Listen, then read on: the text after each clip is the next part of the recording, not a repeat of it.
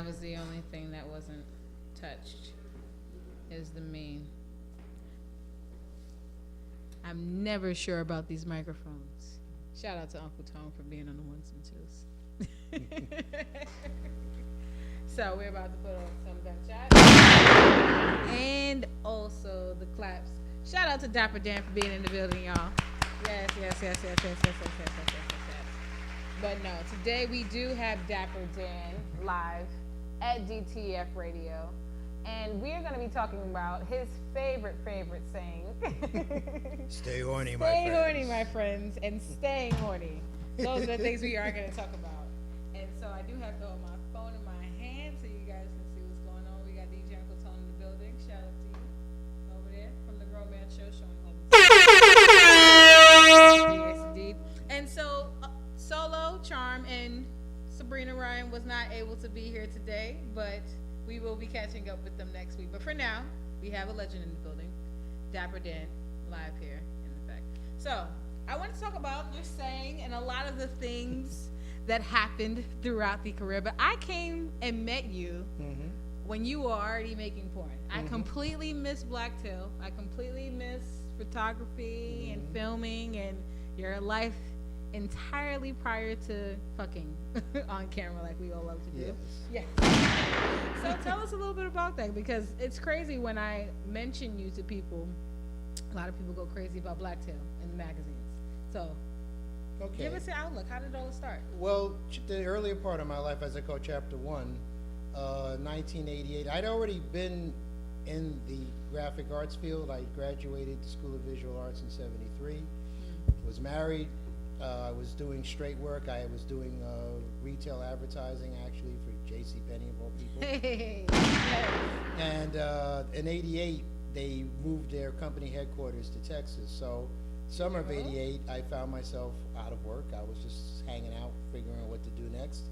In New York? Yeah, New York. And a friend of mine who also went to visual arts with me, he was already in the men's magazine business as an art director. Oh. And he had just gotten a job with a company that put out a magazine called Genesis. Okay. And he needed an assistant. He said, yo, I know you're not working. Do you want to come and help me out? And I said, well, I needed work. And I figured it would be a temporary situation. But when he said help, what did he mean? To help put the magazine together. Were you going out to buy shirts and T-shirts? No, it was just a straight art job. You know, you sit at a board and you help put the magazine together, construct a magazine. You know, putting the artwork with the type and all that. As like we, images and you're right. graphics. The old way, we used to call it paste ups and mechanicals in the old days, when you used to wax everything and put it on a board and cut it up and all that before it went to computers. But still, I already knew about men's books. I grew up reading my father's Playboys, and then by that time, I already was, you know, reading Playboy, Penthouse, Hustler, all that stuff. So I knew about the books. I always liked the sex magazines. Sex images, yeah. But the fact that now I'm going to actually be at a company that actually puts one out, I was like, well, this is different for me. So I went in and we started doing those. But what I want to make people to be aware of is, especially at that time period, except, and I want to make sure that people know about it to get it straight. Right. There was one black girl magazine at What the was time. this? It's called Players. Oh, shout out to Players being here. Yeah, they were based out in the West Coast. They were an LA-based book. They were out since the 70s, and they did, you know, pictures of naked, nude black girls. When they stuff. say nude, okay, so nude in the 70s was completely different from now. what now, right? So what's nude in the 70s? Because now nude is you have to have nothing on. So before, was it just like panties or? Well, they would be naked, but they wouldn't be what we call the pink shot. They weren't spreading their pussies. The pink shot. Shout out to the pink shot. Oh, you just call them so spread shots. that's showing the white eagle. That's showing everything. Okay. No, they would just be like what they call erotic nude photography or glam photography, as we technically would call it back then. Glam just photography. You know, girls posing nude. But they did some well-known people. Like, for instance, one of the best issues was with Pam Grier. She was on the cover. Really? Yeah, Pam Grier did a new layout for them. She was the centerfold. That was probably one of the best issues. But still, that was it. Probably ISO. And it was still put out by white people. Shout out to Pam Grier. Right. But she... Inspiring women. Exactly. But So that they was get it. their bodies together. But the thing, when I got involved with them, I went to the owner. One thing, again, to make people understand how the magazine business was back then with men's magazines, as we called them, sophisticated magazines. It was basically a white market. All the magazines, especially on the East Coast, were owned and controlled by white guys. And it wasn't even that many. It was maybe a half dozen odd guys. But it wasn't many to choose from, though, was it? Well, like, no, there was books like, well, you had the big three, the trifecta. You had Playboy, Penthouse, and Hustler. And those were the biggest selling books. But then in the B category, as I would call it, you had Genesis, Swank, Cherry, High Society, Gallery, Fox. There was all these books that were out there, shot, done in New York. You're talking to a 90s kid who's going to Google all of this later. But they were all owned and controlled by white men, mostly Jews and Italians. Okay.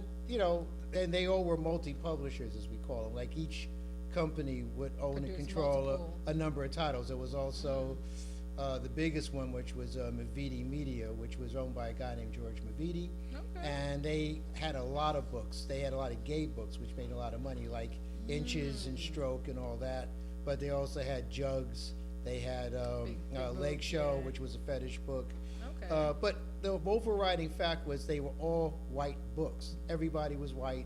The attitude was, as long as you put a blonde with big tits on the cover, that was enough. That would sell the book. No, you gotta have some help. Yeah, so I went to, when I was at Genesis, it was owned by an Irish guy actually named Joe. Okay. Old guy, and they're all old, mostly.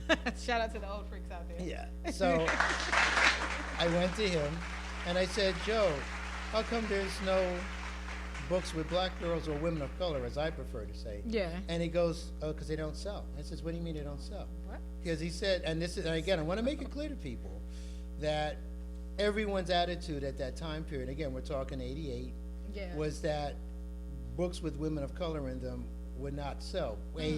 Because they only thought white guys bought these books, and they go, white guys don't want to see this, they just want to see pretty white girls with big tits. That's what sells our books. And I said, well, why don't you try it? Right. And he goes, what was the point? It's no market. So this became a mission for me to prove that they were wrong. So I kept, needling him. He said, all right, shut the fuck up, do one book, and just so, whatever. Yeah. So I said, okay. And I did a book called Exotic Women. Oh, this is before Blacktail. This is before Blacktail, right. And it was a one-shot book. It was just one thing. Just to shut me up, but it was a mixed book. It was like black girls, Hispanic, Asians. Okay. But they were all women of color. They weren't white. Right. So just a variety of women. Yeah. And it went on the newsstand, and to everybody's surprise, it sold out. It made a lot of money, and to the point where I got a $500 Christmas bonus, which I did not expect, and that was the only time I ever got. Probably made more than that, but and that's the only time I ever got that big a bonus in the time I was in publishing. But still, it made money, so I proved them wrong. Yeah. And then next year I did one more. It was called Genesis Presents Exotic Women, and that one had Heather Hunter, who at the time, who was big porno star. Yes, shout out to Heather Hunter. Shout out to Heather Hunter. Yes. She was, at that time, had broken a record. She was the first black contract girl for, I believe it was Wicked Pictures, out in L.A. And had a whole line of videos. So. First like porn star to actually sign. Yeah, the first contract black porn star to sign with a big studio. Wow. So that was big news right there. So I did, a second book, but that was it. They were, again, like I want to make it clear, they were one shots. They didn't come out any other time than that. Right. So after 2 years with them, and this was in '90, I left, and then I wound up with the Mavidi people, but not directly working for George. I was working for a lady named Pat, who had her own separate studio called Pink Coyote. Yes. And Pink Coyote, it was like in a basement studio on the Upper East Side. She just had a bunch of guys work. By this time, How many computers? A whole line. There was a whole line of going down the table. Oh, y'all had more than one. Y'all was doing all right. Yeah. Well, it was a factory. Okay. And we, this was at the point when we now had desktop publishing, where magazines were now no longer waxed and hand cut and all that. Now they were on the computer. You Well, yeah. being printed from a Printed from computer a computer, file right? versus- Because it didn't exist. The transition from hand cutting pictures with an X-Acto knife and waxing them and putting them on a board and the type and cutting the type out. That's how I used to do books. Now it was now done on computer. We had to get trained for it, and now there's a whole lineup of guys just sitting there at the keyboard, putting in pictures with Quark Express and all that. Yeah. And again, the books were basically they were white girl books. She did Big Booty and Big Butt. She did another one called Tail Ends, which was a booty book. Another one called Lips, which was just pictures of pussies, all kinds of stuff. But again, I was like, where's the Blacks book? And they had a book which originally was called Mocha, M-O-C-H-A, which came out 4 times a year. And they had just changed the title to Blacktail. But again, it wasn't really going anywhere. I looked at the book, and to be honest, it wasn't much to look at. The photo sets were not exciting. The girls weren't pretty. It's just almost like they just did it almost like an afterthought. Just right? to throw it out Just there. to throw it out there to say they had something. So I went to Pat and I said, look, why don't give me the book? Let me see if I can do something with it. Because it's not going anywhere, and I think it deserves to be. So this was taking over Genesis. Yeah. She said, okay, here, but you still got to do the white girl books. I said, no, this is what you hired me for. Right. But I'd like to try to do something with Blacktail. Yeah. She goes, okay. So first thing I did was what people need to understand, that especially back in those days, photographers would send what we call photo sets. They were just 35 millimeter slides. Already slide shot. sets. That was already shot. Okay. Wherever they came from, L.A., Europe, whatever.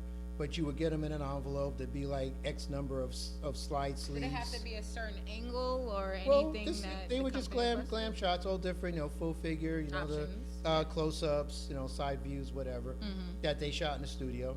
But they would come in an envelope, and with the model release and all that stuff. Yes. And you would look at them. You'd have like what we used to call the light box. Is this where you guys are putting the photos in the red water? Is that? Well, is that no. what's This happening? is you'd have a slide, 35 millimeter slide, Okay. and you have a light box. It's just a box with that was lit, and you put the slide on it, and you'd have like a viewer. It was like a thing you hold up like to a your microscope eye. to kind of Right, look but you inside. looked out on it like this. Okay. So you could see it blown up. look and at the It actual magnified the image.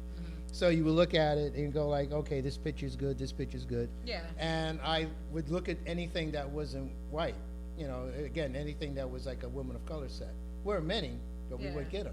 And I just, I singled out the ones that the girls were really pretty, that were professionally shot. Yeah. And from there, I laid them out. And I said, and also I started doing things like video reviews, anything, because That back early 80s? yeah, well, video companies, we relied on men's magazines to give them good reviews for their videos, so people would go out and buy them. So they would send you what they call screeners. And back then it was a VHS, but you get these video boxes in the mail. And again, I look for the ones that had black girls in them.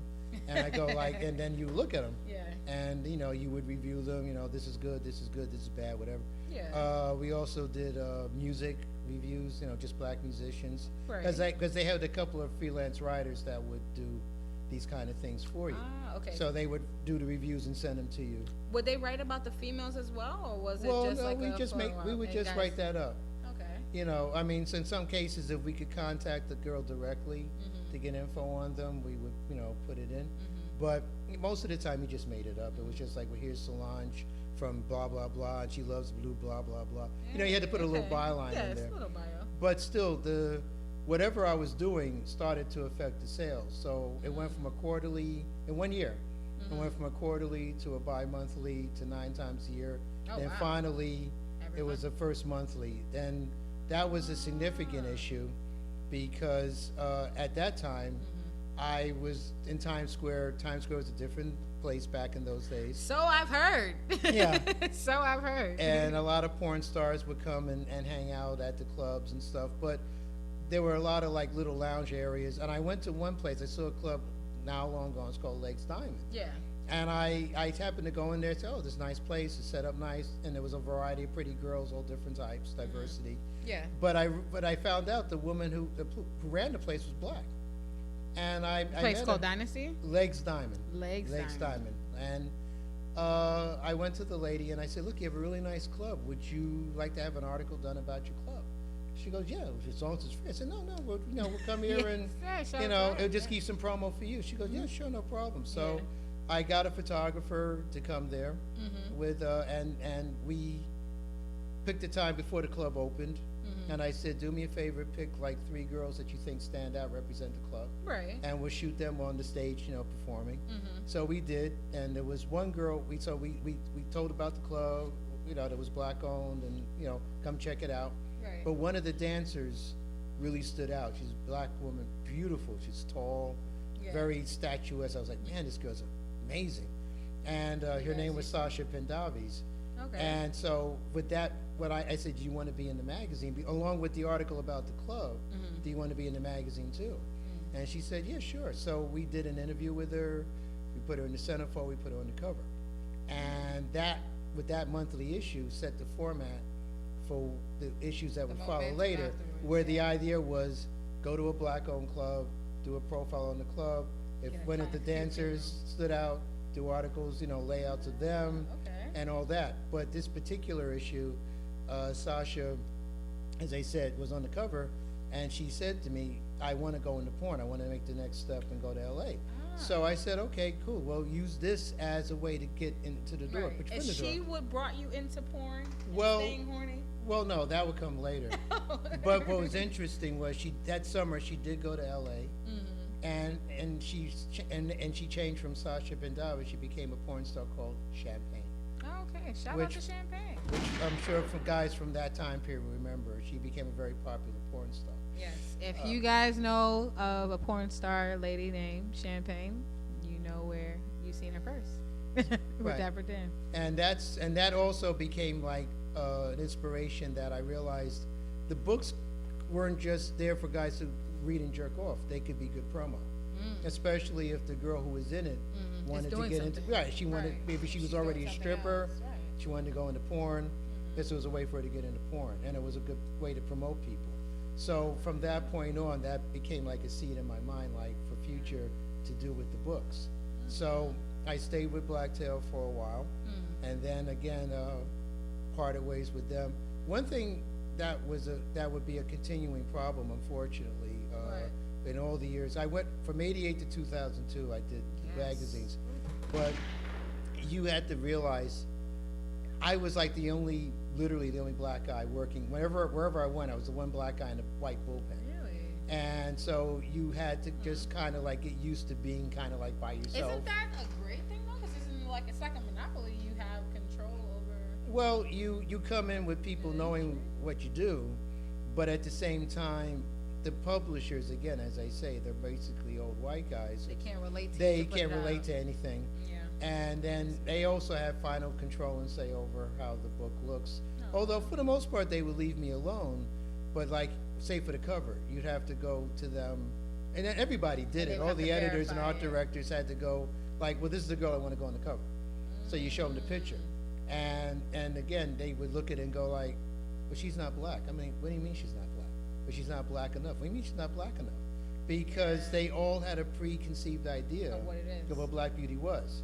You had to have the type of nose, the lips, the coloring, unless to be black. And I'm like, we don't come all the same way. We're all different types. Of course. Some are light, some are dark, some are medium, some have, we don't come out all the same way. Yeah. And the books are supposed to reflect that. Yeah. But they didn't want to hear that shit. They'd be like, she not black enough. She not black enough. So I was always butting heads. That's one reason why I would move on. Yeah. But how did you get so you just got into porn because of the frustration from there, or was it's just like you were just trying to stay horny? Like, well, no, the books would continue. I mean, like I said, I went from Blacktail. And here's what gets really weird. The next place I went was around Canal Street. There was a company. Shout out to everybody on Canal Street shopping on the bootleg tip. Yeah, and this was a company called Gamington Graphics, which was a printing company. And it was all Chinese, little Chinese guys. Guy named Alex was running it, but he also was partnered up with an old Jewish couple, a guy named Stosh. And so I came in there because they contacted me, and they said, "Well, we know you did blacktail. Now they realized that there was a market for blacktail. So they want to books. distribute it. So now they wanted me to come up with a book for them. So they said, "Can you create a book for us, like you did with Blacktail?" So I said, "Okay." So I came up with another title called Homegirls. Okay. And Homegirls I did that for a year. Okay. That was every other month, but bi-monthly. But what I did with Homegirls that I didn't do with Blacktail, like I said, I focused on black-owned clubs with Blacktail. Yeah. But with Homegirls, You switched it I up. actually started showing what went on at the underground parties. Okay. So okay. that was the thing with that book, like, because at that time, by that time, people knew who I was. I Yeah. would go, because most of my models were strippers, so I would go to every little Hey, that's club in convenient. Shout out to the town. strippers for starting Shout that. out for the strippers. No, but they were the easiest way to get models, Yeah. because they're already used to being naked in front of guys. I filmed a lot of strippers as well. I'm not gonna lie. Strippers are sometimes people would perceive them to be stuck up or closed-minded, but I've had some great friendships they're and not. business relationships with Yeah. strippers. So I have nothing bad to say about the girls who strip. This is what they do. It's how they make their money. A lot of them are single mothers. They got kids to feed. Yes, And- everyone has kids to feed. Yeah, and this is how they make their money. And I never looked out on them. I said some of the most beautiful models I've had in the magazines were girls who stripped on stage. Yeah. So I went to the clubs, and I would walk in, and some of them were, I got to say, some of the sleaziest types in Brooklyn and Bronx and Queens. But man. and there'd be all these big guys at the door, like, "What were you? What are you be doing? patting I you remember you down. talked to me about that. Yeah, Yeah, you they- mentioned that like it was hard to get into clubs and Yeah, stuff. they pat Even you though it was down. you the person who's promoting your stuff. Well, yeah. what happened was I would walk in and there'd be hardcore gangsters and pimps and drug dealers and shit. But they said Little, you they just look- coming with your magazine like, hey. and they looking at me like, "Who are you?" But then I would pull out the books. Yeah. And they, "Oh, you do those." Oh. And they go, yo, Mahogany, get over here, yo. Oh my god. We got the guy, and now they're buying me drinks and man. stuff. "You want to shoot my girl?" "Yeah, man, we can." So FYI, I remember one of the biggest porn producers, aka Mike Dirty. I brought him to Dapper Dan's house, and he turned into a child after looking at the Blacktail magazine. So many people are out there that were, that are prominent in the industry, were greatly inspired by Dapper Dan and what he's been doing. So, as FYI, I have been too. So, shout but out to you. but still, what was also going on? I mean, it still goes on now. I guess it totally didn't stop. But back then, especially in the '90s, Yeah. there were a lot of what we call underground parties. They weren't. I at heard about clubs. those, yeah, like Right. basement parties. Basement parties, yeah. right? And Yes. you would get the word of mouth where it was, and you go there, and the girls would be, they have the bar set up in the corner, and the girls would be working the pole, doing the lap dances. That's all you need is a bar and a dance. Right, and going back in the back for the Bar and VIP dance, and that's it. all that. But what I did, I actually showed what went on. I had to do it a photographer, and we'd be filming the girls, heads between the girls' eggs, eating them out, all this stuff, the lap Hey. dances, but I would black out the guys' faces Right. when I ran the Okay. articles. But I go like, "Yo, here's what went on in Brooklyn. Here's what went on." So people are like, "Oh, that's what goes on at these parties." I go, "Yeah, this is what goes on at these Those parties." parties. Not to mention, I did one with the women, where it was the male dancers, because they invited me to go, because one of the male dancers said, "Why don't you profile us for a change? You're always profiling the women." I go like, "I have no problem with that." Yeah, you're So part of it. right, so I went there, and it was actually in Brooklyn at in a place long gone, but it was on South Oxford Street actually, Okay. in Fort Greene. But the women were crazier than the men. They were going nuts. They had all these guys on the stage, very muscular, good-looking men, stripping it down, and I was like, "This is incredible. I've never seen women act like this before." Yeah, women don't know how to act when they see naked men. Exactly, especially when the dicks are out. Yes. When the dicks are out, yeah, women don't know how to act. Yeah. Very true. Right. So Yes. so I showed that too. So that was the main thing that made Homegirl stand out. But again, I was still having the politics of racial and all that shit. So that was only for a year. And then I entered what I call my most creative period, which was from '96 to 2002, Okay. where I went to work for a company called Magna Publications, and which was actually based in New Jersey. on Route 4 East near the Bergen Mall. It was like an office park. Oh, okay. And it was run by a family, it was actually printers. Yeah. But they now were acquiring other books. They own Genesis now, they would own Swank. Right. And And other did you start books. filming porn around this time? Like, Well, when did you yeah, start actually, porn? this all coincided together, because okay. I came in to work for them. Actually, the only reason I got the job was because one of their art directors, an older white guy who was an alcoholic, literally had dropped dead from alcohol. Oh my God. And they needed to fill the slot, and I had shown up there just looking for work, and they go, okay, you need a job, guy died, go in I'll that do it. cubicle, start doing it. Oh wow. So just So, like, keep it going. He goes, Yeah. here I am. So here again, white bullpen, white books, but Yeah. they had a title already called Black Portfolio, which was basically being done by a white editor, a white girl named Joyce. And she, again, nobody was really putting much effort into it. It was just another title. So I went to the boss named Lou, and I said, Lou, I did these other black books. Could you let me do something with Black Portfolio? He goes, again, he's like, all right, I don't want to get in it. They take it. Yeah. So I took Black Portfolio, and then later there would be a second title called Black Lust. Each one came out 6 times a year. So as I did one, I go to the other. They're like sister books. Yeah. But now I actually began really covering what I call the ethnic side of the adult entertainment industry, more so than before, because now there were shows to go to. Yeah. For those of you who might remember, before there was Exotica, And the Warrior show. this was called the East Coast Video Show, and it was based in Atlantic City. It was every October, but it was a trade show for wholesalers outta here. and retailers, but it was straight stuff. This is where people would go to get distribution deals for their movies. sell their movies, To sell their yeah. movies, but there was a section that was sectioned off, curtained off, for the adult companies. Oh, so this was just like films, period. Yeah, just films. Oh, okay. I see But what you mean. but for those who could not get to the AVN show, although at that time they called it CES, it wasn't AVN yet. Okay, It was shout out to consum- CES. Consumer creating Electronics AVN. Show. Consumer Electronics, Show. right, that's I what- think they need to change it back to CES because people think that they don't have to be a consumer of porn. Right. But it was just Pay that. for your porn, peoples. Right. Yes. But if they couldn't get to LA, this was the next best thing, because Yeah. it was a smaller show, but you would see porn stars there at their booths, just like at Exotica, Yeah. signing and taking pictures. So I would go there to cover those expos, and then later I would go out to LA to, again, what was called then Consumer Electronics. Yeah. But later they branched off separately and then became AVN. What year was that around? This is, again, we're talking the late 90s, Okay. like 96, When they 98. became AVN. Right, it would slowly transition from CES to AVN. By like the turn of the millennium, it would now become AVN. Was it different kinds of videos that they were using that you created AVN, or was it? Well, just no, the it's name just that itself? consumer electronics was just that. It was everything, any type of electronic. Oh, so it's just films. It was just like, any technology breakthroughs in electronics in general, whatever so it not was. just adult based. Right, but they would just have a separate section for the adult companies.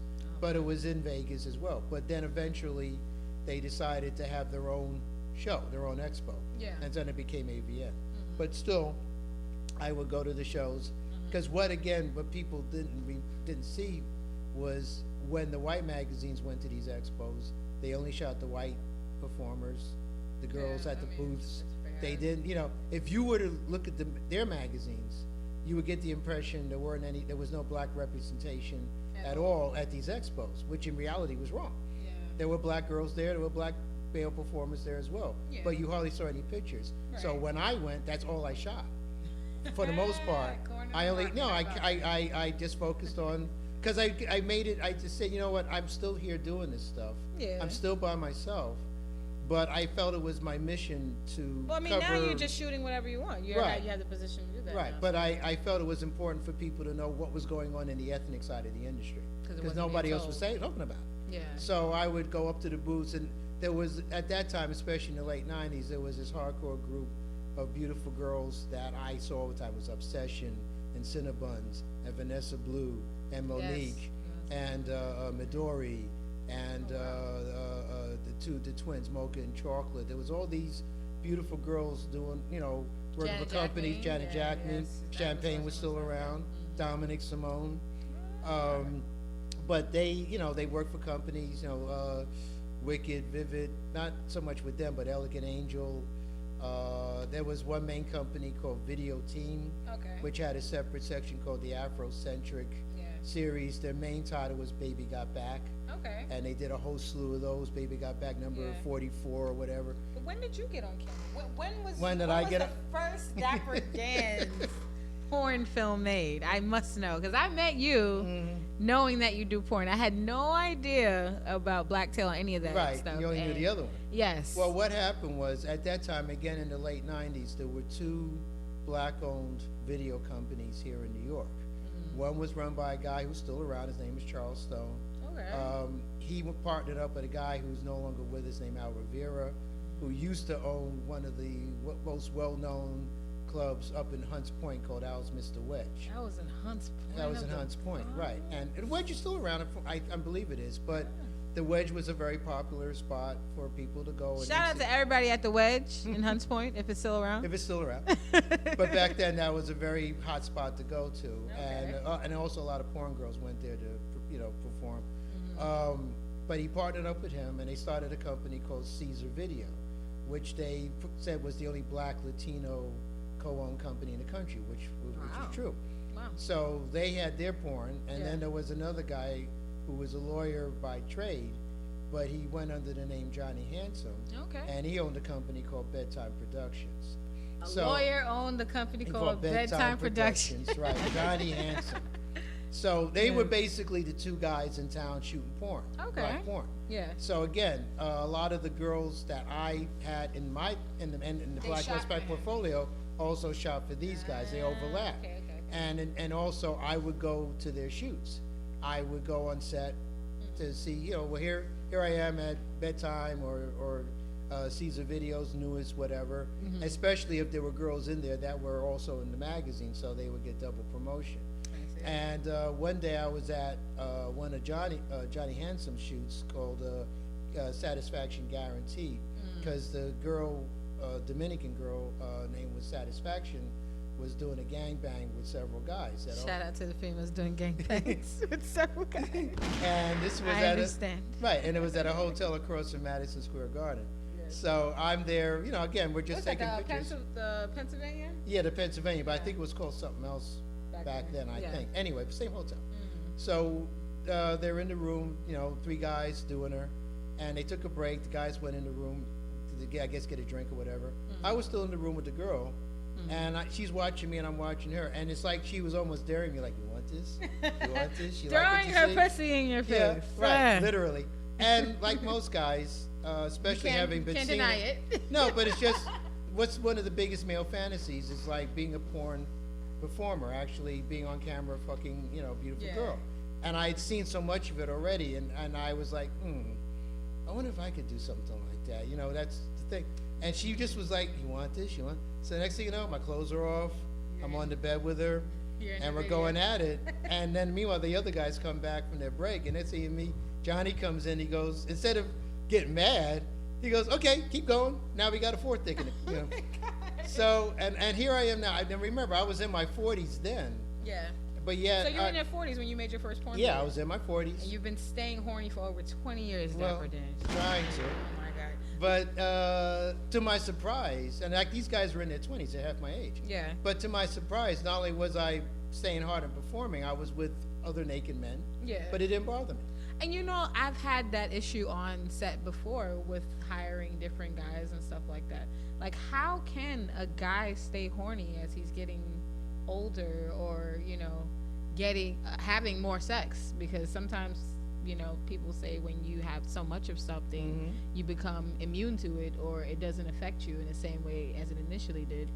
So, how would you feel? Like, how do you? Well, I think it's different. Give advice to people about for every guy. I mean, number one, you have to be comfortable in front of the camera. That's a big. Even if somebody's not in front of the camera, though, if they're just trying to get it up to get one of their last nuts off for the week. Yeah. What does a guy do if it's libido? What's libido? Libido is your state of mind. Oh. With your arousal state, I guess, if you want to call it that. Like when you're with a beautiful, sexy lady, I mean, it's, and then one thing I want to make clear with porn, male or female performers, you're performing in front of a camera. You're performing an entertainment for people to look at, and hopefully they're going to enjoy looking at and pay for it as well. Indeed. And if you don't have the chemistry, that's a big part of it. It's just like any other form of, we're acting. We're acting. I mean, you're fucking, but you're acting. And if you like in straight films and stuff, you always hear the same thing. Well, the chemistry between the actors was, you could see it on the screen. They really enjoyed acting together because it was they were feeding off each other. Same thing with porn. If you're, because remember, in most cases, you're showing up to do a scene with someone you've never met before. Yeah. In most cases, and because the girl comes in, hey, how you doing? Hey, how you doing? What's up? Blah, blah, blah. And maybe you're having a little talk beforehand. But guys fuck girls that they've never seen before all the time. Yeah. UncleTone, can you let us know what could guys do to stay horny, like as they're not young anymore, or as they're having more sex? So, 'cause I don't know. What can they do? What can they do? Because there's some guys who say that fucking all the time, and I'm saying to myself, like, how can someone fuck all the time and enjoy it all the time? Well, like he said, it's libido. It's libido. It's libido. Just the power of the mind. It's just it's a state of mind. It's a state of mind, yeah. Because if you're with someone that, you know, like I said, you've never met, and literally you maybe if you're lucky you have like a short time before you shoot to talk to each other, like, well, hey, what's up? Well, and I'll even ask the girls, well, what do you like? What do you want for your pussy? You're so caring. Do you want? Well, no, I mean, but it makes the scene better if you know beforehand what they like or don't like. If they like to have the pussy eaten and all that stuff, you like kissing, you like stroking, you like caressing, gets me more aroused. Take notes, Negroes. You know, and people out there. It's going to make the scene better because she's going to enjoy it more. Yeah. And that was always my priority, to make the girl feel as relaxed as possible. So once the girl is relaxed, a guy can get off. Well, it just makes it easier for him. I can only put it that way. That if you know she's getting aroused, you can hear the moaning and the groaning, and you know it's not fake. You know she's not just putting on a show, but she's really enjoying what you're doing. You're massaging her neck, blah, blah, blah. Caressing, you know, caressing. She's getting hotter. She's getting more aroused. You get more aroused. Your dick gets hard. You know. So what would turn a guy off though? Like what prevents a guy from getting horny, or what stops a guy from attitude, getting his dick up? Well, no, I mean it goes the other way. If the girl has an attitude, she's just like, well, shit, man, let's get this shit over with. I'm just here to I'm getting paid. You know, I got things to do. I gotta get my money and go. I get my money. I gotta go. It's my paper. Let's do this shit. And it's just like, well, damn, you know, it's like, at least act like you want to fuck me, you know. But, act like you want to fuck, yes. Yeah. If you're acting like you gotta get this shit knocked out in half an hour so you can go work the club somewhere, you know, it's gonna affect you as well. That goes both ways, you know. Fortunately, I can say for me that all the women, at least, well, back at that time period, again, we're talking late 90s. Well, no, but I was lucky that the women I met then, I did about between 12 and 20 videos between Johnny Handsome and Charles Stone and Caesar and Bedtime. Yeah, the first.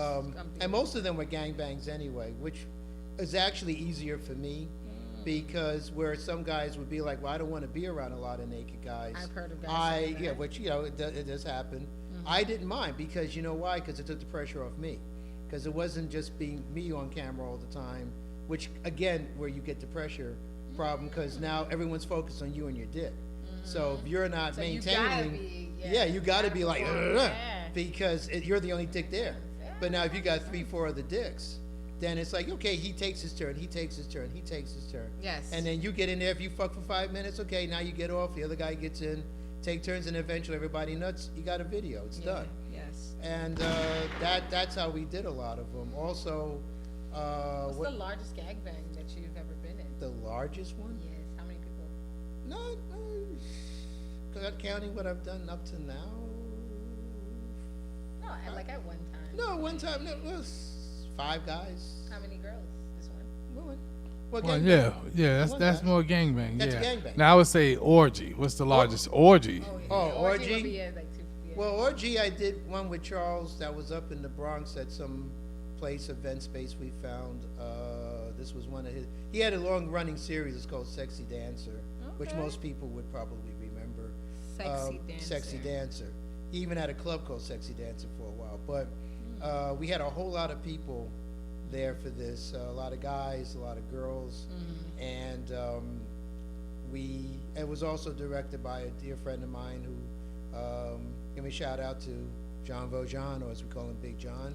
Shout out to Big John. Still with us. He directed a lot of stuff for them, these guys as well. He was originally a swinger, then he was an actor, then he became a director. Okay. I got stories to tell. He's got just as many, Hey, because he goes back even further than me, because he's 10 years older than I am. Okay. So he was around even in the older days with See porn. the beginning. Yeah, beginning of it. But yeah, there was just a big orgy scene. A lot of girls, a lot of guys, and again, I was just having fun, because it was just like, naked girls everywhere. Someone's sucking my dick, next one's grabbing me. Hey, Naked I don't want girls, you. dick sucking. Yeah, it's like you just get in there and do what you got to do. Oh It's my just God. again, the idea is to keep the action going. Agreed. You don't. Agreed. Nothing's worse than a boring porn, where everybody's just like going through the motions, and everybody looks Where like it looks they'd like rather, rape. yeah, or they just look like In they a rather. bad way. Like, it's not even exciting rape. No, or they look like they dead. just rather be someplace else than here. Yes, They got I've that seen look on their those. face, I've seen that. But no, I'd say I've done solos, I've done gangs, and they all had their moments. Different parts, yeah. I suppose probably my favorite way to work on the whole is probably like a threesome, either two girls or two guys. Even. Because it just keeps it, you keep the girls can be doing each other, and you just stand inside jerking off, watching them, and then Either way, he wins. And you jump in, yeah. Either way, you do one, eating her out, she's eating her pussy. It's like you can keep switching it up. And females are more touchy rubby. So Oh, I hell guess yeah. That kind of makes more sense. Yeah, most of the women I've encountered, there's some exceptions, and most of them, as you know yourself. Yes, you I've been one of the women that he's Yes. encountered. He's understood what this feels like. Right, and they all like girls. Most of you guys like doing the girls. I mean, that's a given. Yes. On a percentage, I'd say 75-80% of the women I've worked with all have done girl, whatever. They'll eat pussy just as easily as they suck a dick. Yeah.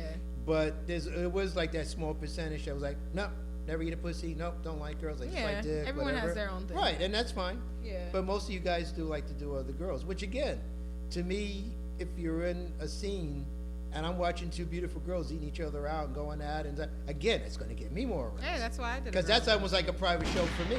Yeah. Because I'm just sitting there jerking over. Oh man, this shit's hot. Wow. So that's what keeps guys corny too. Just watching women. Oh, yeah. Go at it. Oh yes. yeah.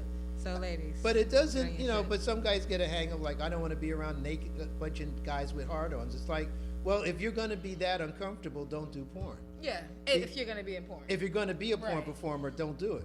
Because, there'll be times you'll be just doing one-on-one, which is fine. But you'll be dead. Other times, you're going to be with other guys. And if you're not comfortable around other naked guys, I mean, literally right next to not you, something, yeah. literally all around you, and Oh, his those dicks. DP scenes are crazy. DPs, those whatever. DP scenes. Oh, that's Yeah. close. Yeah, that's real close right then, there. and you're gonna have a hang up about it. Don't do it.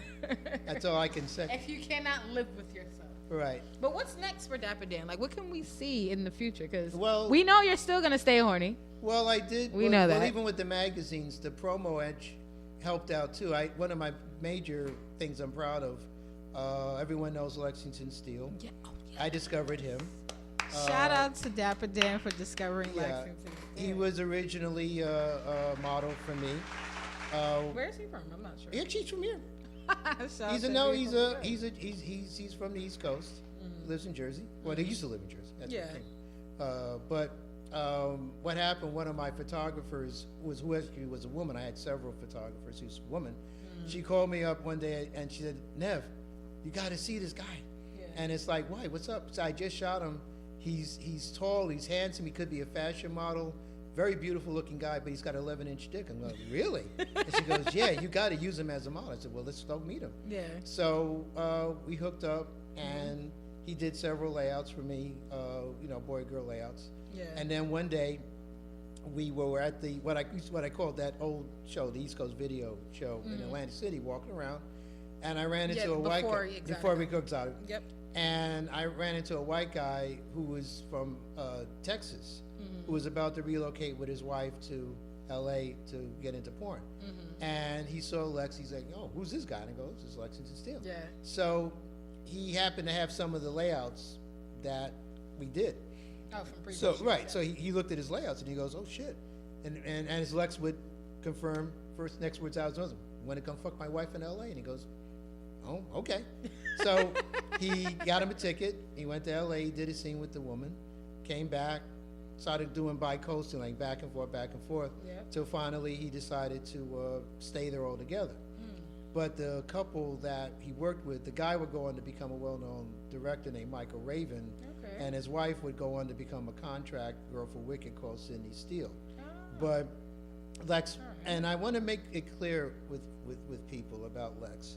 He's an icon in this business. Yes. I mean, he's like he's like my kid brother, I guess you could say, age-wise. But, you know, he was the first black male performer to break the glass ceiling at AVN, where before it would always be like best black male performer, best whatever. But he became the first one. This was like, and I if I got it wrong, Lex, I'm sorry, I always forget the year. It was either 2000, 2001, whatever, at the AVN Awards. He became the first guy to just win best male performer. Oh, Not God, the black black male male performer, performer, but yeah. best male performer. Yes. Now, it's a big moment in our history for that. Yes. And he's still here. He just turned 48. He's a Sagittarius like me. He's still going strong. He's married now. Beautiful wife from Canada named Savannah Stiles. They work together. You know, they do their own stuff. Puts you know he also had his own company, Mercenary Pictures. Put out his own product. Other guys I helped get started, Nat Turner and Brian Pumper. They also started as models for me. And you know, I took. So you was leading the charge in black porn over here in New Well, York it's City. just when I see talent, I try to promote, male or female. Yeah. If I think someone's got potential to be somebody and make a name for themselves in this business, whatever I can do to give them support, you know, do layouts with them in the mag or now, Yes. as I do now with And the I want to scenes. thank you because you have greatly supported me in many ways in my career and my yeah. endeavors and what I've been doing. Yeah. So you've always shown love and support. So I always appreciate you Thank for that, you. Dapper Dan. Well, what happened? At the magazine era ended in 2002. I basically went into retirement. I would have stayed there, to be honest with you, but almost 5 years ago, I went. Unfortunately, something really bad happened. My wife, who I was married to for 37 years, Who was sitting passed there, away. Vanessa Right. Smilez, yeah. She was also my makeup artist. She made up a lot of the Stylist. girls in the magazine. We were a good team, but she passed away. And then at that time, I was now a 60-year-old childless widower. I'm like, what the fuck do I do now? Because I was expecting to grow old with Phil. Yeah. And friends from the old days said, well, you know, you don't have kids. You're basically by yourself. Why don't you get back in the game? And I thought about it, and I said, does anybody really want to see a 60-year-old guy on camera fucking girls Yes, and they shit? do. You know, I mean, I really gave it a lot of thought, because outside of Ron Jeremy and a couple of other guys, I think another guy named Dave Cummings, and there really weren't that many older porn performers. And I said, would it work? But I said, you know what, roll the dice and see what Let's see what happens. happens, right. So and at the time, when I was doing the porn in the 90s, I did came up with the stage name Dapper Dan. Because in the How magazine, did Dapper Dan come about? well, Like, was that like that's because of the way I dressed. Ah. Because since college, I always had a trademark look. I always wore a hat. I always carried a walking stick. Yeah, because when Lila Everett was taking me to your house, I actually thought we were going to because I always heard about Dapper Dan, but I heard of like the clothing designer. Yeah, Dapper Dan. of So Harlem. when she was taking me over there, I was just like, "Oh, this is a clothing designer." Okay, but Right. I had no idea. Like you're just a horny old man. Right, but Shooting no, film. but this still happens even now. People still think I'm Dapper Dan of Harlem, which is great. Yes. But no, he's an icon onto himself with his clothing line and what he did. Yes. But yeah, he's Dapper Dan of Harlem. I'm Dapper Dan of Brooklyn. Yes, and of porn. And but I always dressed that way because I liked the way men looked, like in the old days in the 30s and Sharp, 40s. They always professional. everybody was into their clothes. I always wore a hat, a walking stick. I just thought it was a slick way to look. Yes, Although it a lot is. of people, well, I wouldn't say negative about it, but it still is considered like a Mac Daddy I pimp believe look every as man well. should own a suit. Right. Every man should own a suit. But I just like looking, it's just the way I like to dress. So when I did the porn in the 90s, that became my stage name, because in the 30s, Yeah. there was this character called, they even had a song about him, There Goes Dapper Dan, the ladies' man. And it was just his character. You didn't really know what he Yeah. was. Was he a gangster? Was he a pimp? Was he Right. a club owner? He was just a well-dressed Fly guy, black man person. about town, always dressed well, always had girls. Right. And I thought it was Which is you. Thank you. Yes, which is you. But I thought it was a good name. It was an easy name to remember. Yes. So when I got back in the game, then I bought the name back, Mm-hmm. Dapper Dan, and then I got the website, dapperdansworld.com. Go to dapperdansworld.com. That's And- dapperdansworld.com. With an S. Yeah, Dapper Dans. Dans And with an also S. went on Clips for Sale, which the store. Yes, Store number definitely. 98177. Mhm. And I just started shooting scenes. Okay. So, And it hasn't stopped ever since. Right, Yes. I've honestly, You got some great girls up there. I've I'm had- up there. she's up there. Kenya Sweets. Sweets, Diamond Ortega. yes. No, I honestly, I can't say, for this period of my life, that I've had the privilege, and all you women, I give a shout out to you all. You're all beautiful. All the women, the BBWs, the Juicy Thank you. Jasmine, Platinum Pussy, Yes. Marley DeBooty, the MILFs, Rita Daniels, Lauren DeWinter, Rachel Domino, Dang. and oh my God, it's just So so many of many, them. Gianna Love, Melody Cummings. I've had this privilege of working with so many, really, and they're all different. Yes. They're all different. Definitely. Short, tall, curvy, Oh my slim. God. Your life is eventful, Dapper Dan. Well, we I have to have a second part to this because Yes, there's so much more. But well, yes. it's just I even tweeted because as you all know, I just turned 65. Shout out to Dapper Dan turning 65. December 7th, Pearl Harbor Day. Still staying horny, man. Yeah. Oh, that was what you wanted to ask me about. Yes. Yeah. No, what happened was the tagline that I do, "Stay horny, my friends." For those of you who would remember, is it still on? The Dos Equis beer commercials. They were always showing this guy called the most interesting man in the world, and he was always this guy doing all these incredible things. But at the end, he was always in a bar with these beautiful women around him, and he would just go, "Well, I don't drink beer that much, but when I do, I drink Dos Equis. Stay thirsty, my friends." And I was looking at the commercials, and I said, the light bulb went off in my head. And I go, that would be a good tagline. So we went from that to "Stay horny, my friends." Yes. And then when I was doing the scenes, as you know, Yes. when I would climax and not have my orgasm and shoot my load on the girl, I go, After he "That's comes in a the Dapper face." Dan seal of approval." Yes. Right. I would always yell that out at the end. Yeah. So that became A lot of women tagline have too. gotten that seal. Right. Definitely. And then I had a T-shirt, which you have. Yes, I Which do have has t-shirts. it says Dapper Dan seal of approval on the shirt, because I felt every girl I worked with should be a Dapper Dan girl. So Nice. everybody would get the T-shirt says seal of approval. My face would be on it. I was happy to have a t-shirt that had Dapper Dan's name on it. All right, so Dap, Yes. I'm gonna run some names by you Go ahead. real quick. Simple and easy, right? Jenny Pepper. I've met her. I never had a chance to work with her, but yeah, she's a friend. I ran a lot of her layout stuff. I've met Okay. her in person at the expos. Okay. Vanessa Del Rio. Oh, well, again, icon in the New York area. Yes. Long retired, but she still makes appearances at expos from time to time. I can't say enough about her that she paved the way for a lot of women of color in this business in this town, because she was Yeah. one of the earliest ones to start Early performing. too, like Yeah. early. No, we're Was talking that the 70s? 70s. The 70s, Yeah. yes. 70s, when they were still shooting God. porn, and that's the only thing I want people to understand. Where they weren't even This porn- shaving. Porn was started here, okay? So porn was started in New York City. Yeah, if you look at a lot of the pornos from the 70s, you see they were shot right here in the streets of New York. In New York, They were right. not shot in LA. Wow. They were here.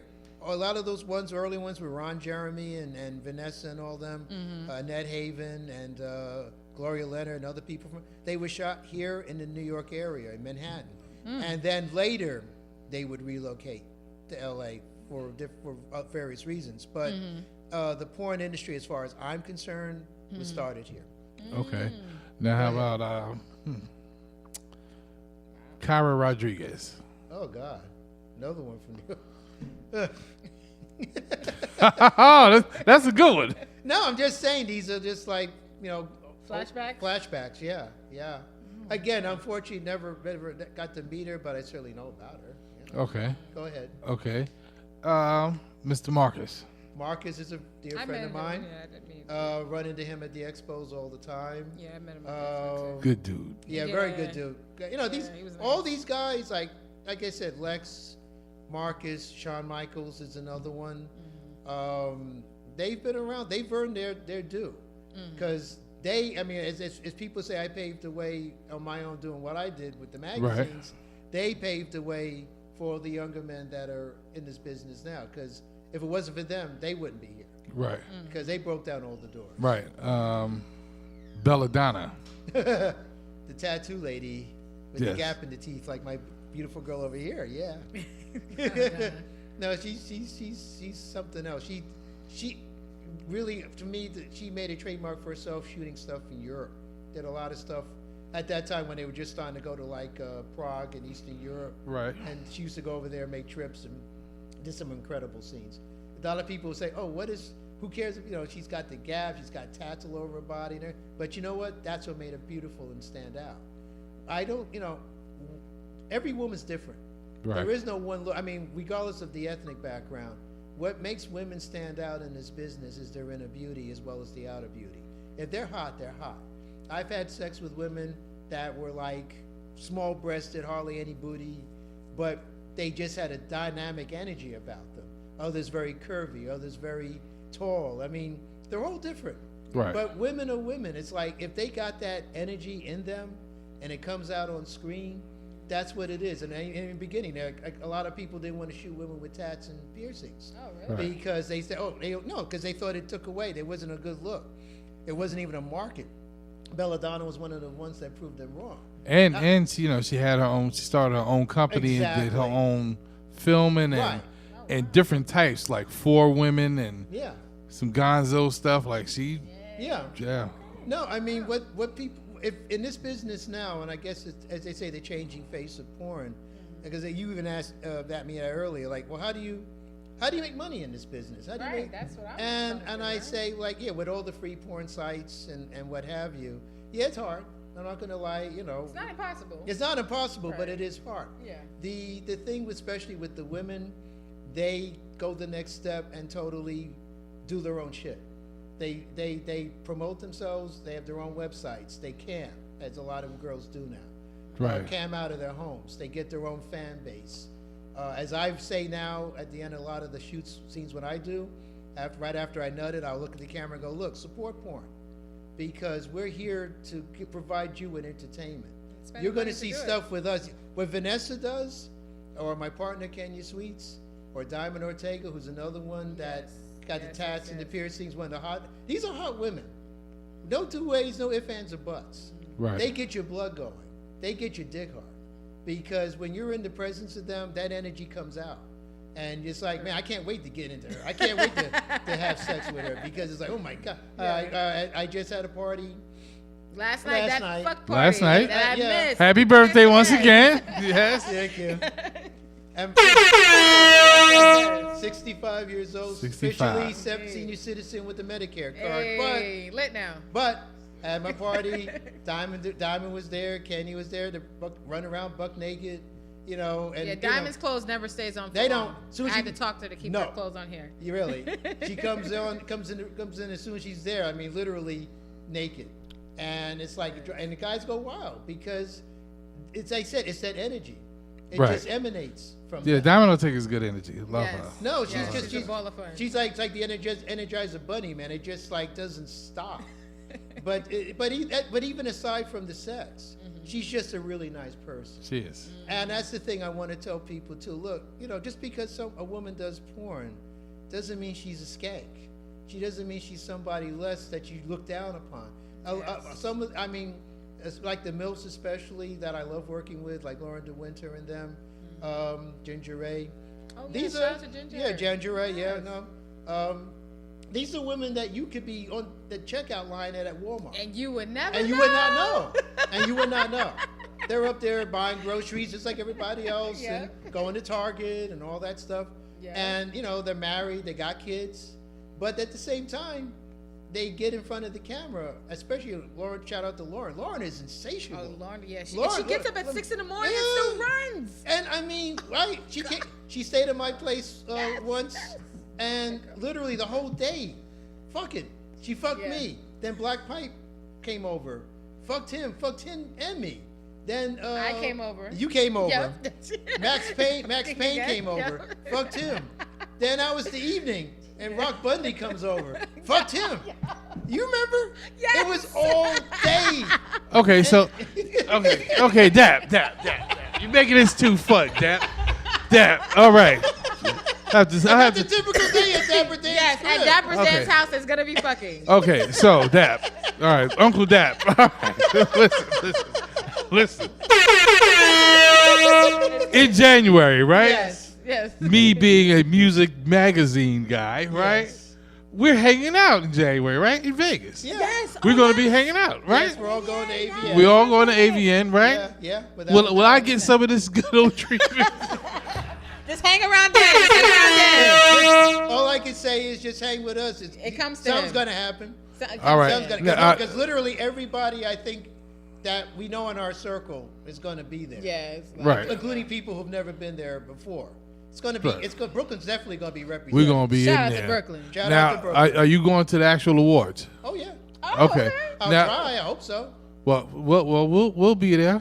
No, I'll be Yeah. walking the floor if anything, because I'll be there with Kenya.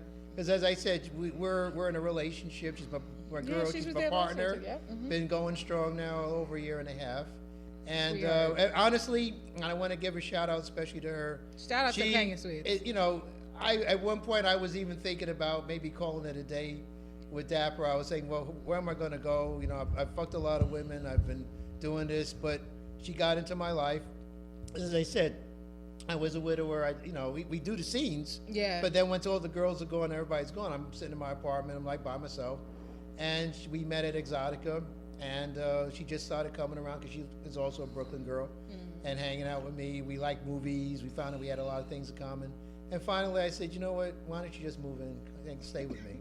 And she did. All right. And that's what I said. But she keeps me focused and motivated where it's like for one, amongst other things, I'm writing a book about what I did. Looking forward to the book coming soon from Dapper Dan. And she made me do that. I was like, who wants to read about what I did? But people need to know what you did. Yes, you're an icon. Yes, we all need to know. You know? That's why. Listen, January, I'm with you by your side. if you go to the expo in LA, I'm right by your side. We gonna be right. Listen, they said, "What? Hey, Dap, these your sons? Yep. Yeah, no. Yep. Well, fortunately, at my age, I'm basically everybody's daddy or grandpa. You know. I'm like, yeah, that's my uncle right there. That's a, No, like, hey, oh. Still dicking bitches no, down. all the guys like Ludus Adonis. He's like, they're all like my surrogate sons. Black Pipe. Yeah, Black Pipe is your, Yeah. we call him your twin son. Yeah, Yes. Pipe, Rock Bundy. They're all my sons. Yes, we're yes. we're a crew. We work together. I fucked with all of them many times with other girls. That's our team.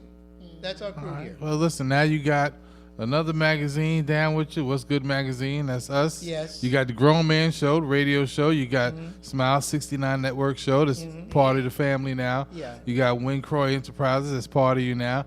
And of course, you got me, Uncle Tone, my brother Jason Law. Yes, indeed. You got, and whatever music you need, I got. So you got a whole, I say it takes a village to raise a It child, does. right? No one person Yeah. can do this by That's themselves. right. And I think that was probably the other thing that was weighing in on me. I felt like, I can only do but so much. I mean, I did what I did in the magazines in the 90s. I helped get people's careers started. I covered the ethnic side of the industry. I felt I did what I could do, again, with nobody to back me. I had no one to work with me, and it weighed in on me many times. I was like, my God, it's just like such a stress-inducing job, You especially did you're it, dealing with though. racism, but you did it. You did it. You did it, And now, as you say, like I entered a new chapter where other guys would be like, well, I did my shit, I'm done. But I feel like it is a new chapter in my life. As you say, the crew, the team, the family circle expands. And especially with Kenya, Every time I turn around, oh, I want you to meet this guy. Even people coming to the party right now, I'm like, who is this guy? Oh, this is somebody I want you to meet. He does this, and somebody. But this is what it is. She knows people. She networks like a motherfucker. She's a great person. She is. When you're a great person, you have that. And that's what again keeps me motivated, because I'd be like, what's up now? She goes, oh, come, the guy that you did your cover for the magazine here, Mark Aurelius. She knew him. I didn't know. But she brought him by the house one day, and she goes, oh, this guy wants to meet you. And I'm like, well, who's he? There's a magazine called Body. I'm like, okay. And I'm like, oh, this is really good stuff. You're a very talented, young man.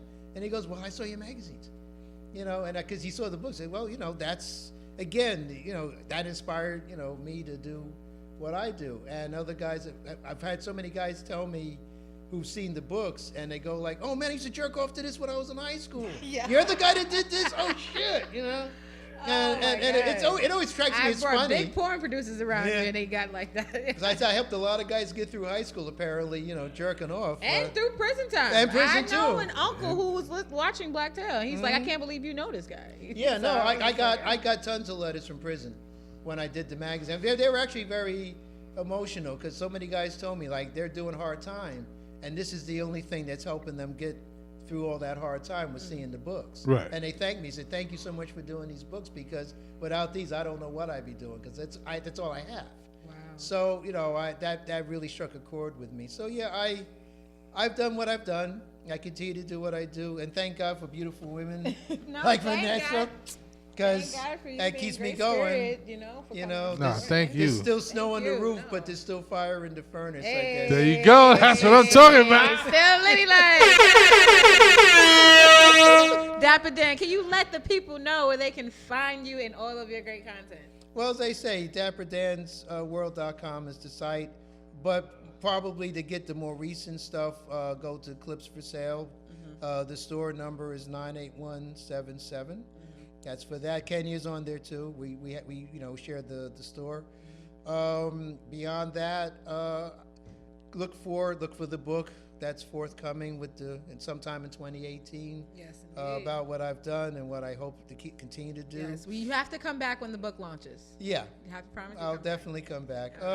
And also, as they say, at the end of the scenes, after we've finished, I tell everybody, look, male or female, but especially with the women here, they make their money with this. If you go on free porn sites, they can't make a living. And I feel, you're getting, and on their sites, they're going to have exclusive stuff you're not going to see on the free porn sites. If you want to see exclusive entertainment, and it is entertainment, we're performing for you guys. Male or female. Money to make videos. We spend money on this. Nothing of this is cheap. You got cameras, you got lights, you got props. Where you pay for hotels and all this other stuff. It takes a lot of money. And the only way we're going to recoup on that is if you support us in our endeavors and buy our stuff, look at our stuff, and pay for it. Yep. So, do that. If you do that, you're helping us and you keep this industry going. Indeed. And as I always say at the end, after I say stay horny, my friends, I always say this is Dapper Dan signing off. Love, peace, and porn. Yes, indeed. Thank you so much, Dapper Dan, for coming. Thank you, sweetie. Thank you so much. My pleasure. And you guys, we are now signing off. Thank you guys for tuning in. This is your girl, Vanessa Smilez. You guys can check this episode out. It's coming up on YouTube. You go to YouTube and type in Smiles69Network show, and you guys will see this episode up before the end of this week. Later, you guys. Stay horny, my friends. Stay horny. Bye, you guys. Watch porn. Yes, watch porn and pay for and your pay porn. for your porn. Pay for it. That's what we need out there. Exactly. Later, guys. Later.